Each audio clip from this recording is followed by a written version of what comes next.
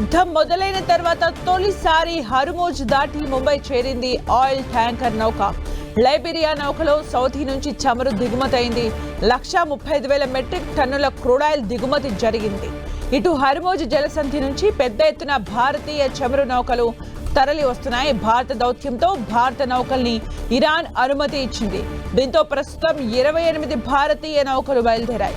దాదాపు 778 మంది నావికులు తిరిగి భారత్ కు రానున్నారు. ఇప్పటికే 2 నౌకలు ముంబైకి చేరుకున్నాయి. 28 భారతీయ నౌకలు పెర్షియన్ గల్ఫ్ లో చిక్కుకుపోయాయి.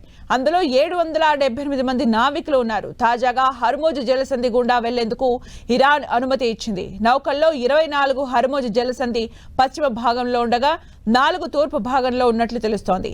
మిడిల్ ఈస్ట్ వార్ కారణంగా తలెత్తిన చమురు, గ్యాస్ సంక్షోభం నేపథ్యంలో ఇటీవల ఇరాన్ విదేశాంగ మంత్రి అబ్బాస్ అర్గచీతో పాటు రష్యా విదేశాంగ మంత్రి సెర్గీ లావ్రోవ్, ఫ్రెంచ్ విదేశాంగ మంత్రి జీన్ నోయెల్ బారోతో కేంద్ర విదేశాంగ మంత్రి ఎస్ జైశంకర్ సంప్రదింపులు జరిపారు. ఈ చర్చలు సత్ఫలితాన్ని ఇచ్చాయి. ఇతర దేశాల నౌకల్ని హర్మోజ్ జలసంధిలో నిలిపివేసిన ఇరాన్ భారతదేశానికి ప్రత్యేక రాయితీని మంజూరు చేసింది. దీంతో ఆయిల్ నౌకలు భారత్ వైపు కదులుతున్నాయి.